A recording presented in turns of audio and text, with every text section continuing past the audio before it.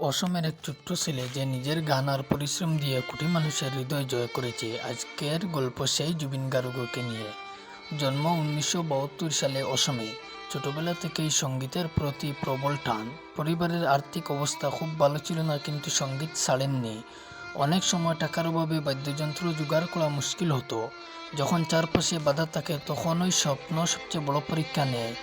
1992 সালে অনামিকা নামের album release করে হইচই ফেলে দেন। স্থানীয় ভাষা, রক মিউজিক আর ফিউশনের মিশ্রণ মানুষের মনে ধরল। শুরুতে অনেকেই বলেছিল এই গান কেউ শুনবে না, কিন্তু মানুষ উল্টো ভালোবেসে নিল। ইয়া আলী গানটি 2006 তাকে জাতীয় পর্যায়ে পরিচিতি করে তোলে। এরপর থেকে বলিউড, আঞ্চলিক সিনেমা, অ্যালবাম সবখানেই তিনি নিজের জাদু ছড়ান। বহুবার কনসার্টে লাখো মানুষ তার সঙ্গে গেয়েছে। সত্যিকারের শিল্পীকে কেন সীমানা আটকাতে পারে না। জুবিন শুধু গায়ক নন, অভিনেতা, পরিচালক, সামাজিক কর্মীও। অসমের মানুষ তাকে রকস্টার অব দ্য ইস্ট বলে ডাকে। তার গান শুধু বিনোদন নয়, অনেক সময় আন্দোলনের ভাষা হয়েছে। জুবিন গার্গ আমাদের শিখিয়েছেন, যদি তুমি নিজের মনের কথা শোনো আর নির্লস চেষ্টা করো, তবে গ্রামের মঞ্চ থেকে বলিউডের বড় পর্দা সব জায়গায় তোমার।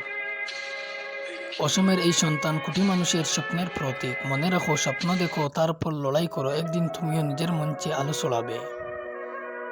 জুবিন শুধু গায়ক নন, অভিনেতা, পরিচালক ও সমাজসেবকও ছিলেন। তার গান অসমকে জাতীয় ও আন্তর্জাতিক স্তরে পরিচিতি করিয়েছে।